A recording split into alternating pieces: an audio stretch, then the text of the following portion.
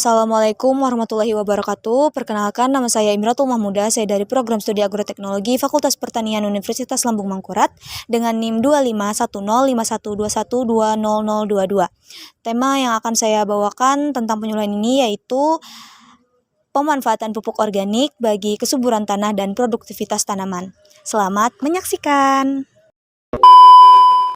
Selamat malam kakak-kakak. Sebelumnya perkenalkan, nama saya Imratul Mahmuda. Saya dari Program Studi Agroteknologi Fakultas Pertanian Universitas Lambung Mangkurat. Terima kasih atas kesediaannya karena telah meluangkan waktu untuk mendengarkan penyuluhan dari saya. Di sini tujuan saya ingin berbagi sedikit pengetahuan tentang pentingnya penggunaan pupuk organik bagi kesuburan tanah dan produktivitas tanaman.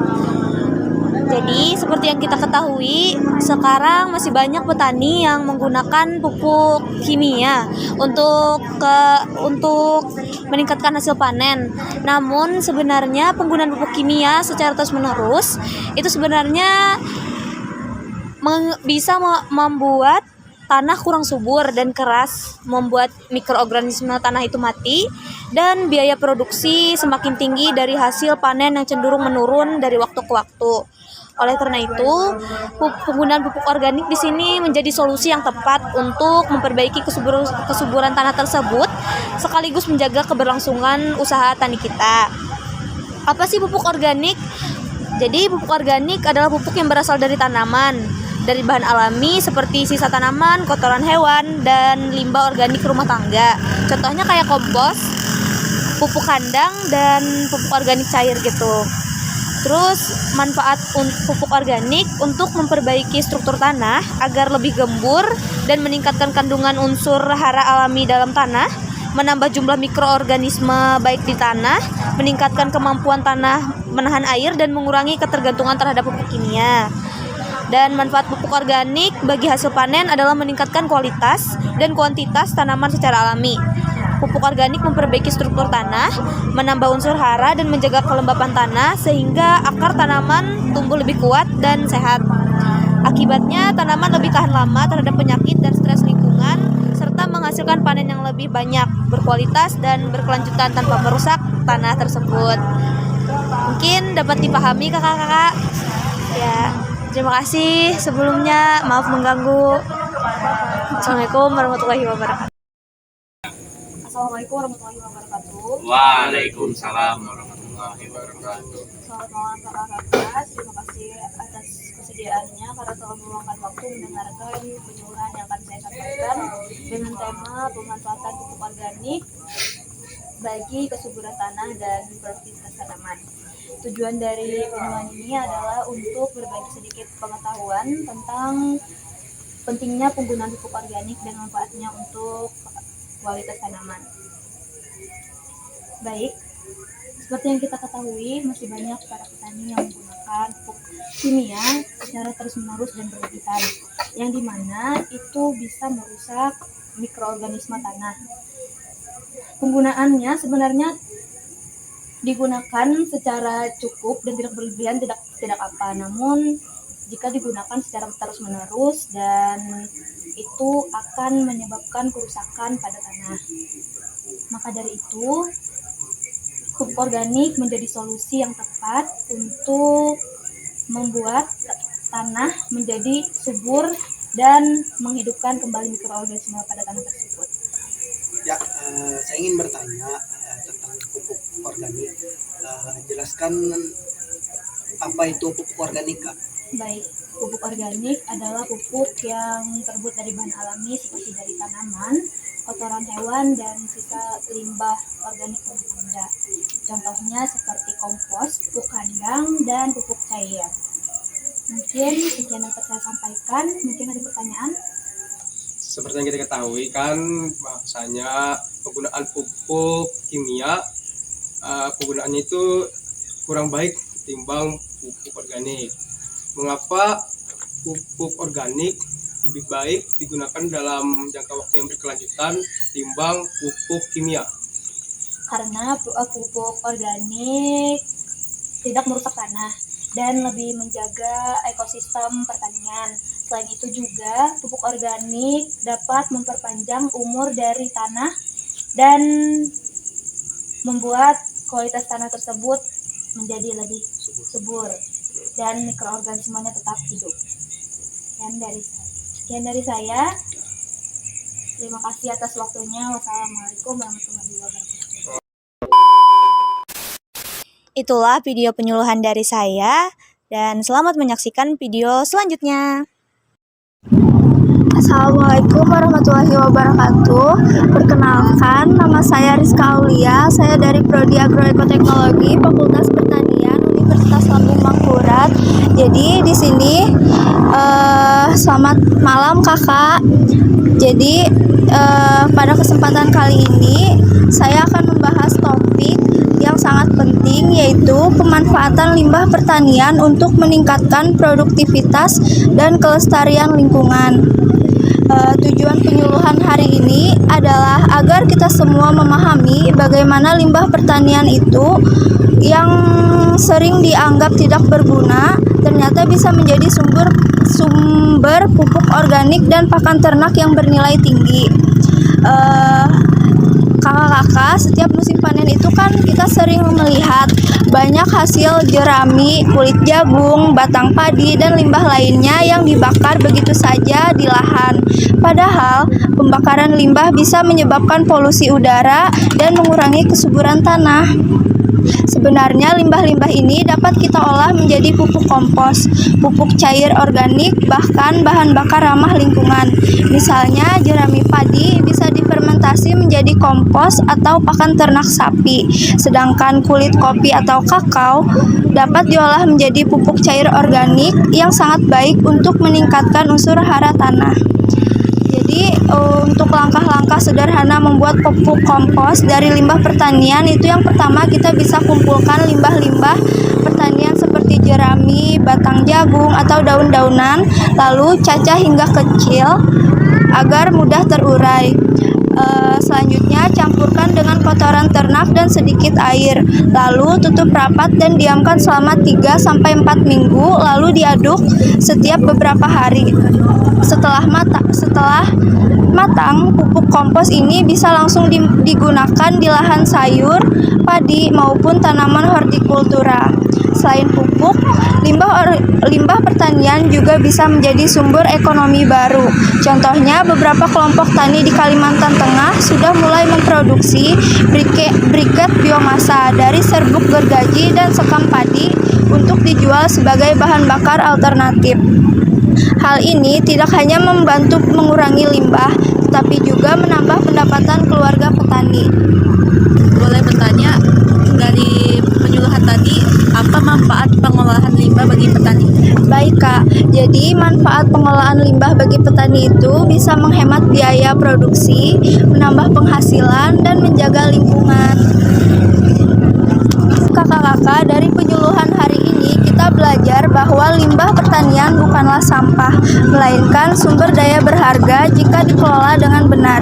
Dengan mengolah limbah menjadi pupuk, pakan, atau bahan bakar, kita bisa menjaga lingkungan, menghemat biaya, dan meningkatkan kesejahteraan. Mari kita ubah cara pandang kita terhadap limbah, karena dari lahan yang subur dan bersih akan tumbuh kesejahteraan bagi kita. Terima kasih atas perhatian kakak-kakak. Wassalamualaikum warahmatullahi wabarakatuh. Assalamualaikum warahmatullahi wabarakatuh. Selamat malam kakak-kakak. Perkenalkan, saya Rizka Aulia dari Prodi Agroekoteknologi Fakultas Pertanian Universitas Lambung Mangkurat. Pada kesempatan kali ini, saya akan membahas topik yang sangat penting, yaitu pemanfaatan limbah pertanian untuk meningkatkan produktivitas dan kelestarian lingkungan. Tujuan penyuluhan hari ini adalah agar kita semua memahami bagaimana limbah pertanian yang sering dianggap tidak berguna ternyata bisa menjadi sumber pupuk organik dan pakan ternak yang bernilai tinggi.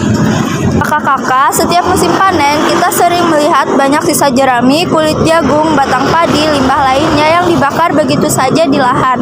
Padahal, pembakaran limbah bisa menyebabkan polusi udara dan mengurangi kesuburan tanah. Sebenarnya limbah-limbah ini dapat kita olah menjadi pupuk kompos, pupuk cair organik, bahkan bahan bakar ramah lingkungan. Di Kalimantan Tengah sudah mulai memproduksi briket biomasa dari serbuk gergaji dan sekam padi untuk dijual sebagai bahan bakar alternatif. Hal ini tidak hanya membantu mengurangi limbah, tetapi juga menambah pendapatan keluarga petani. Baik kakak-kakak, dari penyuluhan hari ini kita belajar bahwa limbah pertanian bukanlah sampah, melainkan sumber daya berharga jika dikelola dengan benar. Dengan mengolah limbah menjadi pupuk, pakan, dan bahan bakar, kita bisa menjaga lingkungan, menghemat biaya, dan meningkatkan kesejahteraan. Mari kita ubah cara pandang kita terhadap limbah, karena dari lahan yang subur dan bersih akan tumbuh kesejahteraan bagi kita semua. Terima kasih atas perhatian kakak-kakak. Wassalamualaikum warahmatullahi wabarakatuh. Baik, itulah video penyuluhan yang dapat saya sampaikan.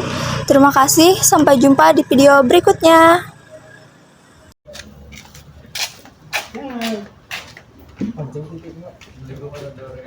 Waalaikumsalam warahmatullahi wabarakatuh. Jadi di sini saya ingin menyampaikan tentang penyuluhan tentang membiarkan vegetasi tumbuhan. Membiarkan vegetasi adalah cara reproduksi tumbuhan tanpa melalui proses perkawinan, yaitu tidak melibatkan sel kelamin.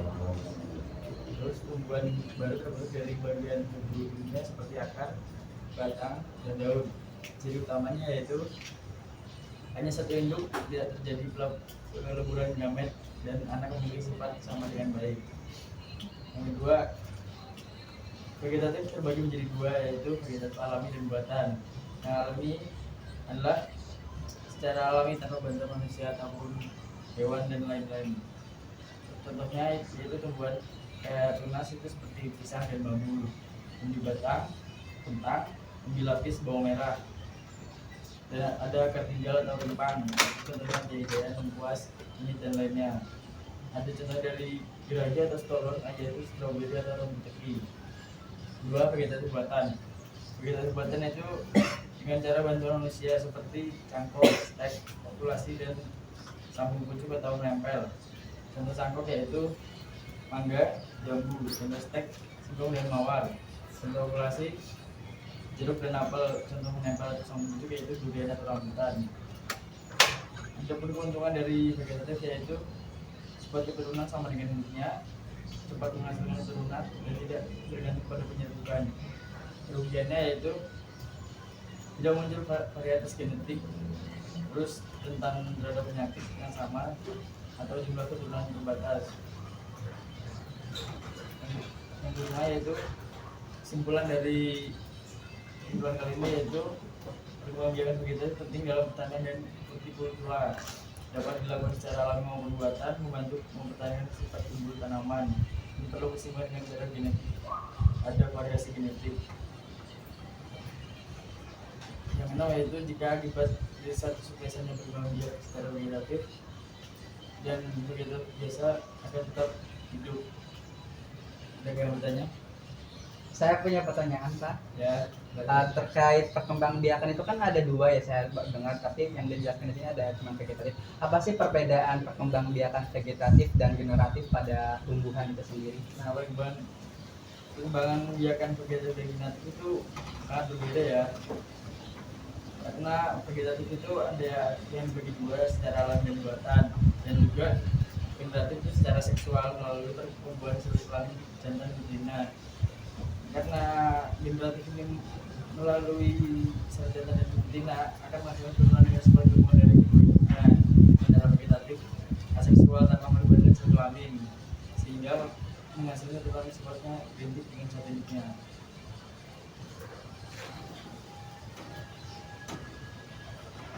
Sekian dari saya. Assalamualaikum warahmatullahi wabarakatuh. Waalaikumsalam warahmatullahi wabarakatuh. Gak mungkin ada juga loh. Tanya lagi. Assalamualaikum warahmatullahi wabarakatuh. Waalaikumsalam warahmatullahi wabarakatuh. Di sini saya mau melakukan penyuluhan dengan tema perkembangbiakan vegetatif. Perkembangbiakan vegetatif adalah cara reproduksi tumbuhan tanpa melalui proses perkawinan atau tidak memiliki sel kelamin. Ya. Terus tumbuhan baru terbentuk dari bagian tumbuhan yang seperti akar, batang, atau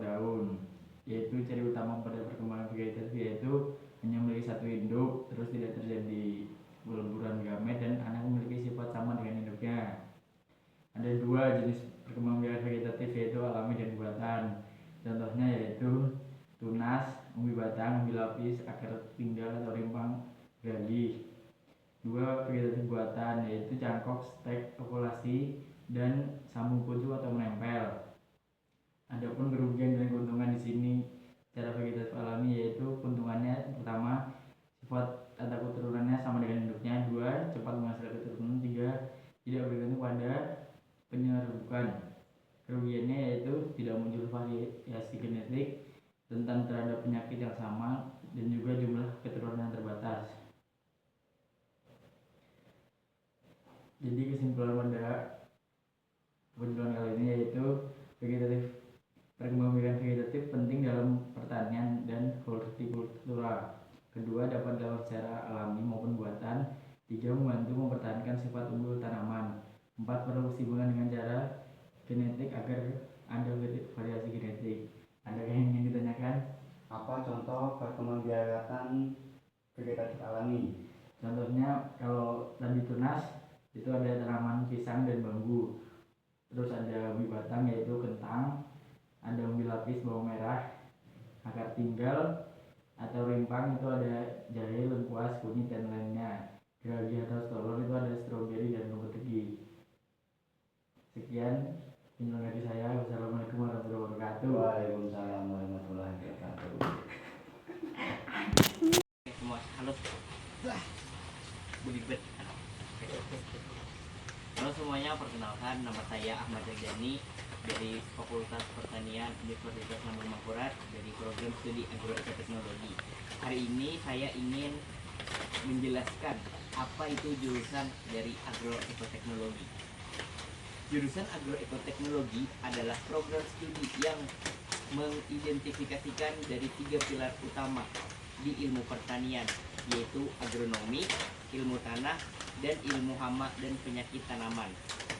Nama ini terdiri sendiri itu dari gabungan dari 3 kunci elemen, yaitu ada agro, yaitu pertanian, eko, yaitu ekologi atau lingkungan dan ekonomi, dan ada teknologi, yaitu penerapan sains dan teknik modern.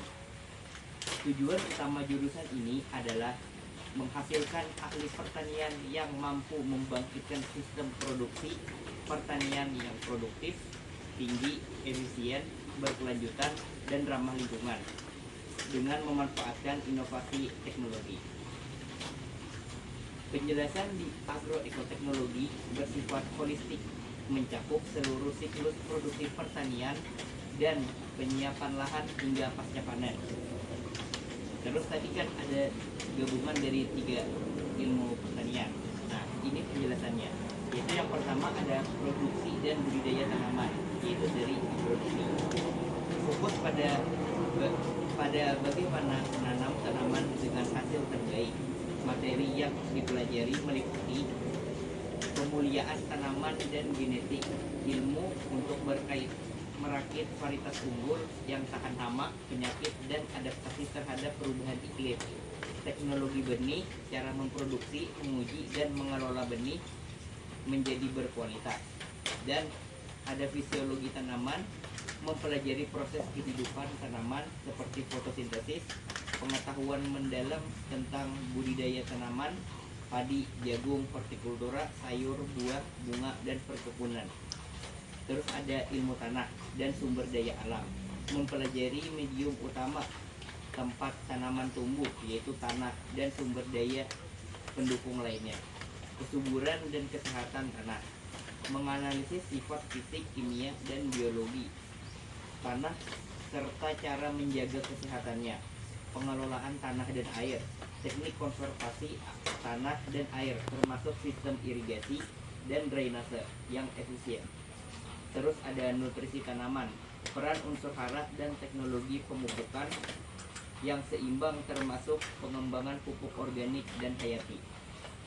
Terus yang ketiga ada proteksi dan kesehatan tanaman, yaitu ilmu yang fokus pada perlindungan tanaman dari gangguan seperti entomologi dan fitopatologi, menganalisis jenis-jenis hama, penyakit, dan gulma serta dampaknya pada tanaman, pengendalian hama terpadu PHT, fisiologi pengendalian yang mengutamakan pendekatan ekologis menggunakan predator alami, varietas tahan, dan teknik budidaya sehat, serta penggunaan pestisida sebagai pilihan terakhir. Terus ada teknologi dan eco-agribisnis. Materi ini mengidentifikasikan aspek modernisasi dan berkelanjutan, seperti mekanisme pertanian, menggunakan alat dan mesin pertanian modern untuk meningkatkan efisiensi kerja, smart farming, yaitu pertanian cerdas, penerapan teknologi digital dengan sensor Internet of Things, drone dan big data dengan pengambilan keputusan pertanian yang presisi. Terus ada agroekologi, perencanaan sistem pertanian yang seimbang dengan ekosistem meminimalkan dampak negatif terhadap lingkungan. Terus ada agribisnis, yaitu dasar-dasar manajemen ekonomi pertanian dan pemasaran hasil pertanian. Terus ada prospek kerja lulusannya di agroekoteknologi itu apa? Yaitu lulusan agroekoteknologi memiliki kesempatan berkarir yang luas di berbagai sektor karena memiliki kompetensi yang dibutuhkan untuk mewujudkan pertanian masa depan. Jika di sektor swasta, maka bisa bekerja di perusahaan perkebunan, bekerja sebagai field manager, agronomis, atau staf litbang, penelitian dan pengembangan di perkebunan besar, kelapa sawit seperti kelapa sawit, karet, dan kopi, kakao, dan lain-lain. Terus ada industri sarana produksi, bekerja di perusahaan produsen benih, pupuk, pestisida, dan industri pengolahan hasil pertanian. Bisa juga bekerja di konsultan pertanian, memberikan jasa konsultasi teknik, dan perusahaan swasta atau kelompok petani. Terus kalau di pemerintahan, di mana tempatnya? Yaitu bisa di pegawai negeri sipil atau PNS, bekerja di Kementerian Pertanian, Dinas Pertanian, Badan Karantina atau Badan Ketahanan Pangan. Di peneliti juga bisa berkontribusi di lembaga penelitian seperti Badan Riset dan Inovasi Badan Nasional BRIN dalam pengembangan varietas baru atau teknologi budidaya. Terus akademisi bisa saja melanjutkan studi ke jenjang S2 atau S3, bahkan menjadi dosen. Bisa juga kerja di kewirausahaan, pelaku bisnis pertanian, membangun usaha di bidang budidaya komoditas premium, hortikultura, organik, penyedia sarana produksi pertanian, dan penyedia jasa smart farming. Kesimpulan, agroekoteknologi bukan hanya tentang bertani, ini adalah ilmu tentang rekayasa sistem kehidupan untuk menghasilkan pangan secara optimal. Jurusan ini sangat relevan di era modern karena fokus pada solusi ketahanan pangan global, krisis iklim, dan tuntutan konsumen akan produk pertanian yang sehat dan ramah lingkungan. Lulusan dituntut memiliki kemampuan analitik, problem solving, dan inovasi untuk membawa pertanian Indonesia ke arah yang lebih modern dan berkelanjutan. Itu presentasi dari saya. Apakah ada pertanyaan? Baik, sebelumnya mohon izin. Di sini saya ingin bertanya mengenai selain sebagai wirausaha, agribisnis atau konsultan, sebutkan 2 jenis perusahaan atau lembaga swasta tempat lulusan agroekoteknologi dapat bekerja. Oke.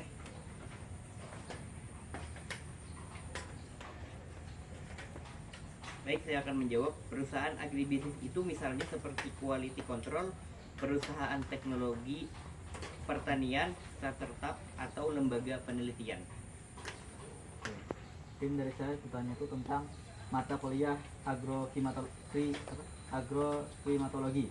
Itu mempelajari tentang hal apa dan sangat penting dalam penentuan apa di bidang itu di lapangan. Oke, baik.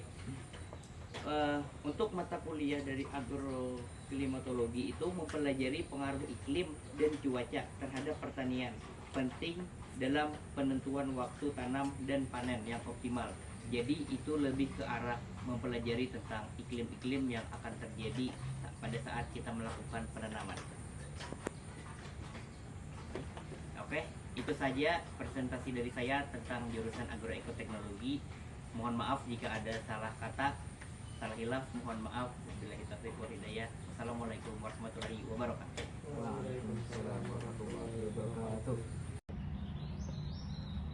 Assalamualaikum warahmatullahi wabarakatuh.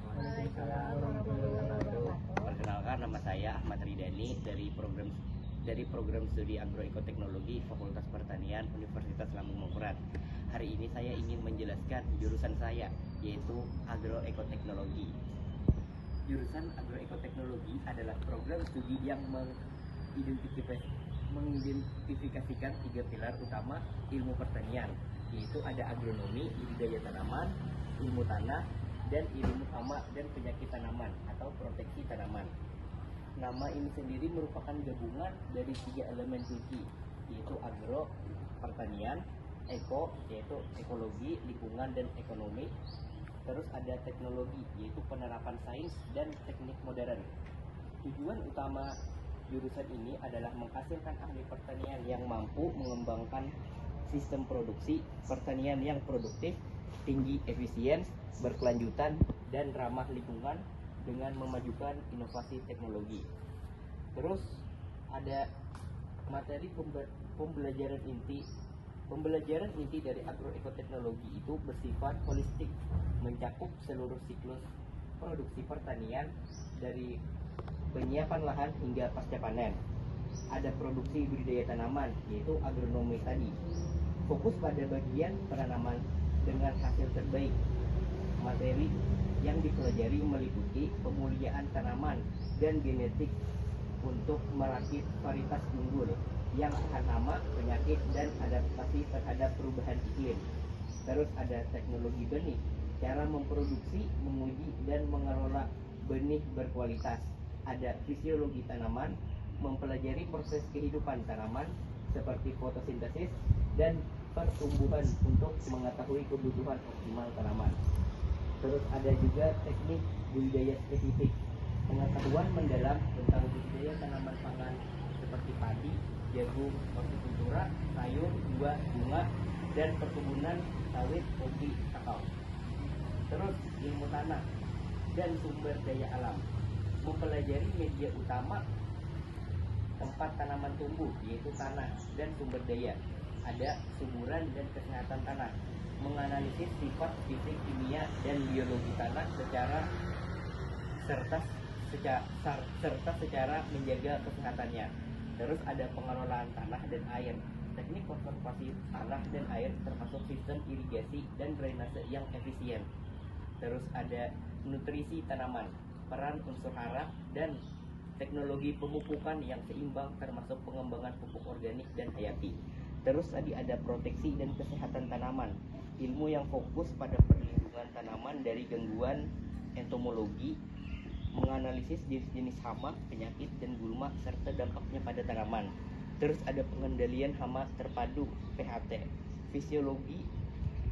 filosofi pengendalian yang menggunakan pendekatan ekologis, menggunakan predator alami, varietas tahan, dan teknik budidaya sehat, serta penggunaan pestisida sebagai pilihan terakhir.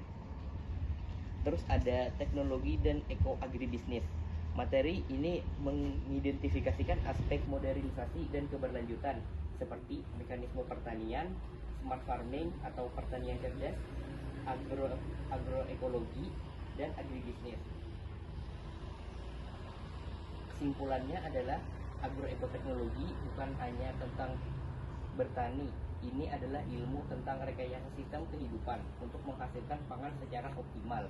Jurusan ini sangat relevan di era modern karena fokus pada solusi ketahanan pangan global, krisis iklim, dan tuntutan konsumen akan produk pertanian yang sehat dan ramah lingkungan.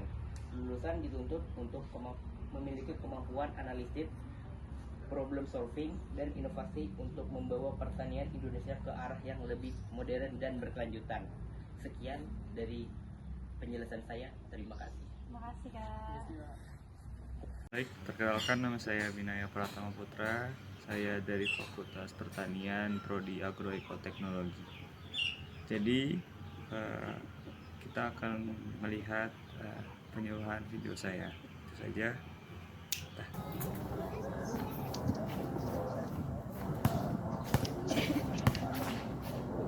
Assalamualaikum mas-mas kalian. Waalaikumsalam.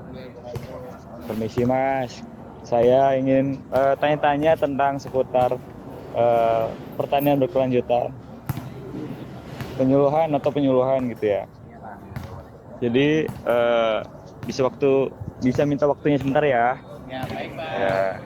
Selamat sore, terima kasih sudah hadir pada kesempatan ini. Saya menyampaikan materi singkat tentang menyampaikan mengenai pertanian berkelanjutan, yaitu cara bertani yang menguntungkan saat ini tanpa merusak sumber daya alam untuk masa depan. Jadi, apa sih itu pertanian berkelanjutan? Pertanian berkelanjutan adalah sistem pertanian yang menjaga keseimbangan, kelestarian lingkungan dan kesejahteraan petani.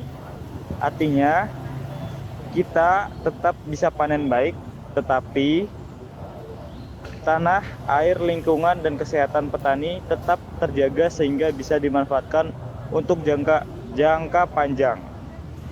Jadi, keduanya yaitu mengapa perlu pertanian berkelanjutan.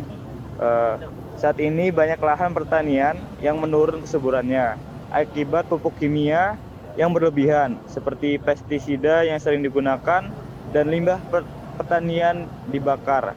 Hal ini membuat biaya meningkat, hasil tidak stabil, dan lingkungan rusak.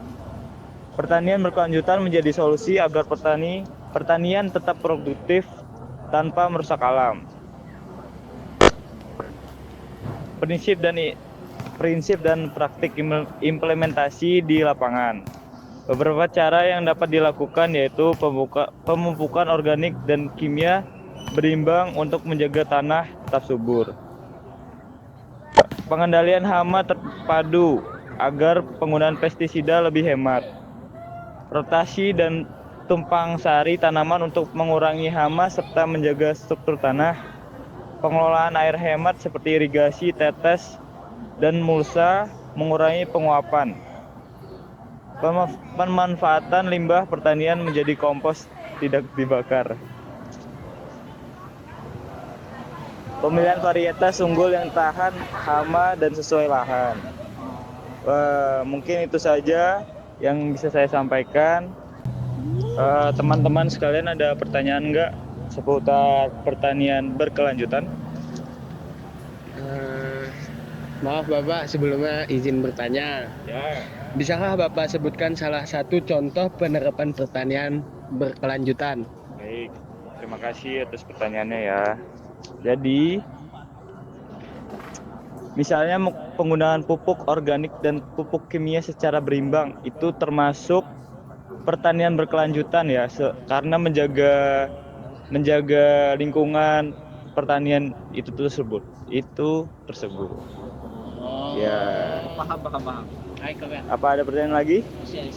Mau nanya, Pak? Ya, silakan Pak. Jadi terima kasih atas kesempatannya Pak. Siap. Pertanyaan saya, apa tujuan pengendalian hama terpadu atau PHT Pak? Baik. Pertanyaan bagus ya itu ya. Jadi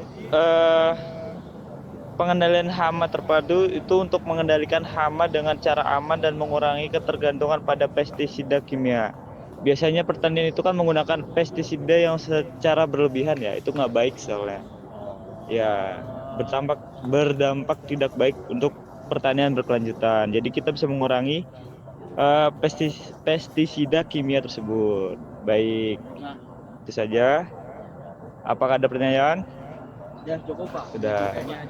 Terima kasih untuk waktunya ya teman-teman. Saya akhiri.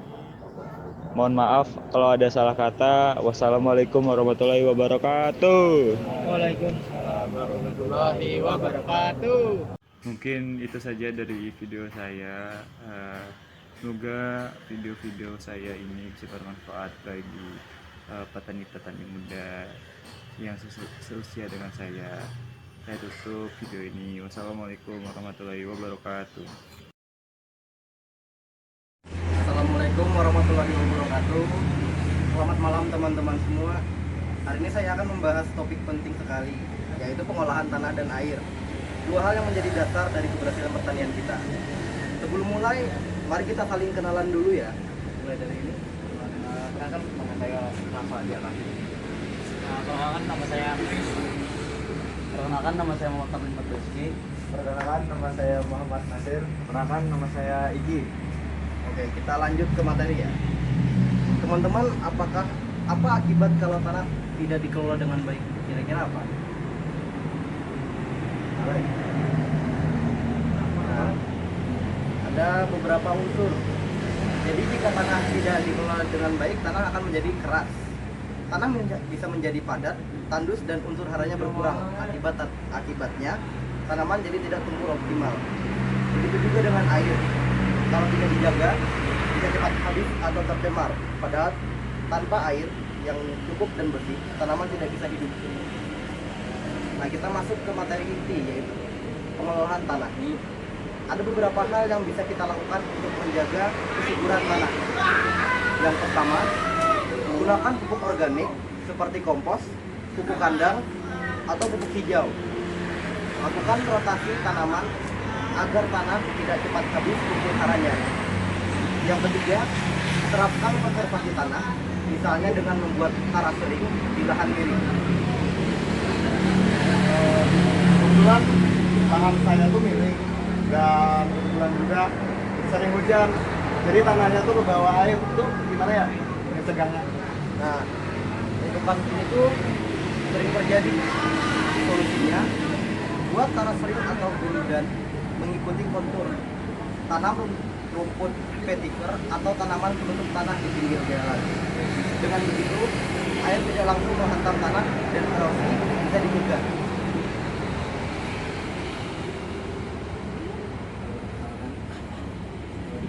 Saya ada sampah kompos dari dapur, bagaimana ya? Nah, kalau itu kompos dari sampah dapur sangat baik karena menambah bahan organik tanah dan menghemat biaya pupuk. Nah, kita lanjut ke materi kedua, yaitu pengelolaan air. Sekarang kita membahas tentang air. Air harus digunakan dengan efisien, jangan berlebihan, tapi juga jangan kekurangan. Yang pertama, gunakan irigasi tetes atau drip irrigation. Bisa dibuat dari botol bekas, sederhana tapi efektif. Yang kedua, buat embung kecil atau sumur resapan untuk menampung air hujan. Yang ketiga, gunakan mulsa plastik atau jerami agar tanah tetap lembab. Ada yang mau ditanyakan? Dari teman-teman? Ya mungkin dari saya begini bang, kalau di sawah kadang airnya melimpah, tetapi di musim kemarau airnya kering. Bagaimana itu bang solusinya bang? Nah, itu artinya pengolahan air belum seimbang. Solusinya, bisa buat saluran penampungan air hujan saat musim hujan. Nanti air itu bisa dimanfaatkan saat kemarau.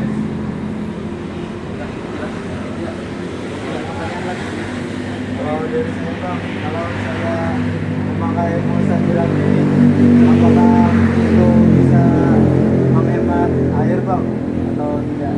Nah, betul sekali. Mulsa jerami bisa menjaga kelembapan tanah dan mencegah penguapan berlebih. Jadi tanah tetap lembab walaupun matahari terik. Paham? Nah, jadi kesimpulan yang bisa kita ambil adalah pengelolaan tanah yang baik membuat tanah tetap subur, tidak mudah rusak, dan tanaman tumbuh optimal. Pengelolaan air yang tepat membuat kita hemat air, mencegah kekeringan, dan menjaga produktivitas.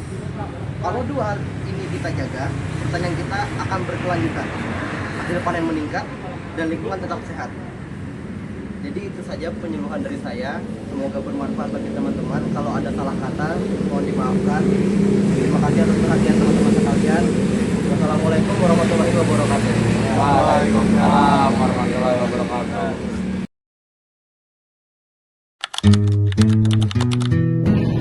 Selamat malam kakak-kakak, terima kasih telah meluangkan waktunya untuk mendengarkan penyuluhan saya dengan tema pembuatan pupuk cair dari limbah dapur.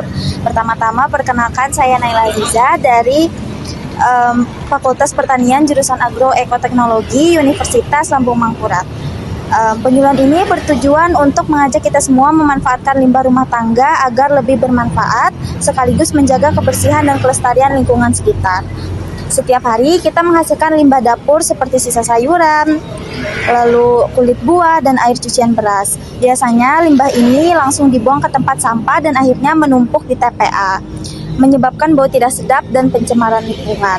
Padahal bahan-bahan tersebut mengandung unsur hara penting seperti nitrogen, fosfor, dan kalium yang sangat dibutuhkan oleh tanaman. Melalui penerapan konsep agroekoteknologi, limbah dapur ini dapat diolah menjadi pupuk cair organik yang berguna untuk menyuburkan tanaman dan menggantikan sebagai penggunaan pupuk kimia. Dengan cara ini, kita tidak hanya mengurangi sampah rumah tangga, tetapi juga mendukung pertanian ramah lingkungan dan berkelanjutan di lingkungan sekitar. Nah, tujuan dari penyuluhan ini adalah untuk memberikan pengetahuan tentang pengolahan limbah dapur menjadi pupuk organik, lalu mengajarkan langkah-langkah praktis pembuatan pupuk cair organik, dan meningkatkan kesadaran masyarakat dalam penerapan pertanian ramah lingkungan.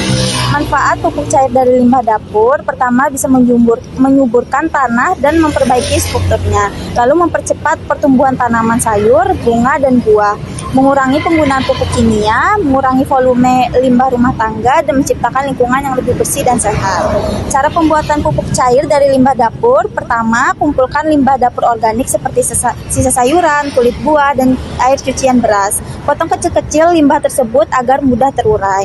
Lalu, masukkan potongan limbah ke dalam wadah tertutup, ember atau jerigen. Tambahkan air cucian beras dan larutan gula merah. Perbandingannya, pertama 1 bagian limbah dapur, lalu 1 bagian air cucian beras, lalu 1/2 bagian larutan gula merah. Aduk rata lalu tutup rapat wadahnya. Lalu fermentasikan selama 10-14 hari. Aduk setiap 2-3 hari agar proses berjalan merata. Setelah 2 minggu, saring cairannya dan simpan dalam botol. Dan yang terakhir, pupuk cair siap digunakan.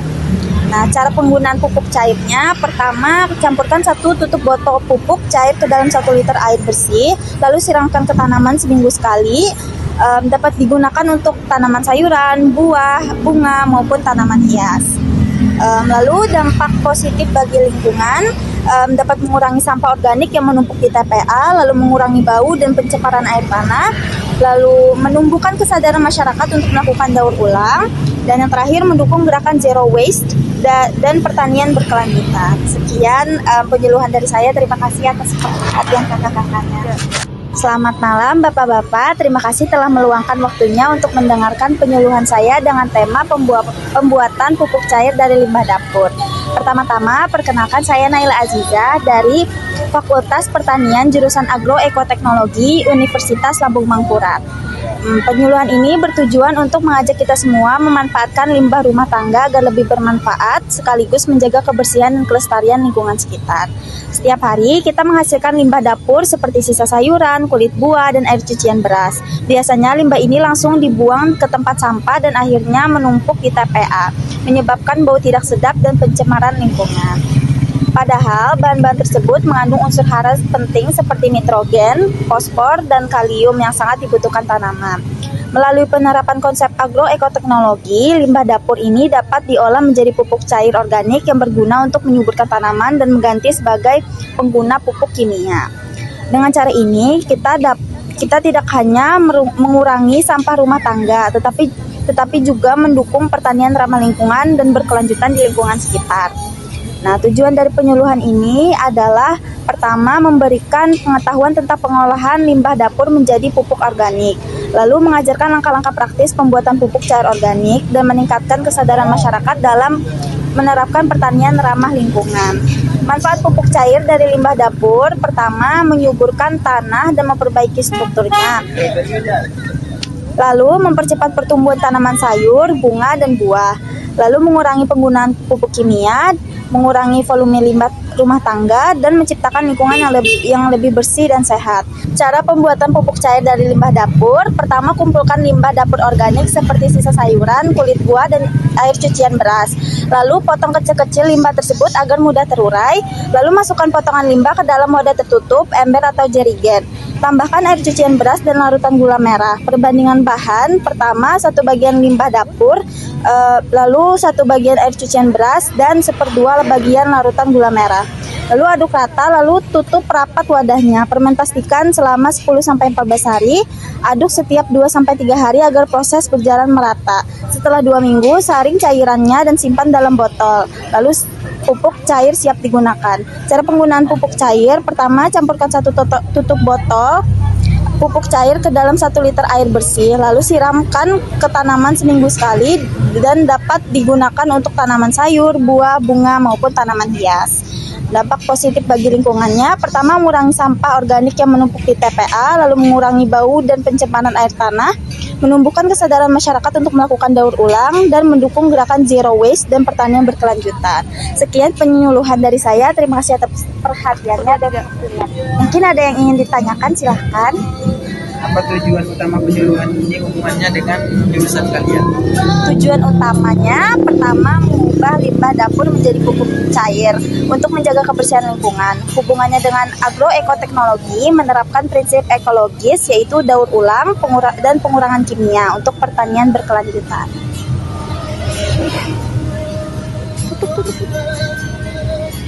Sekian yang dapat saya sampaikan. Terima kasih.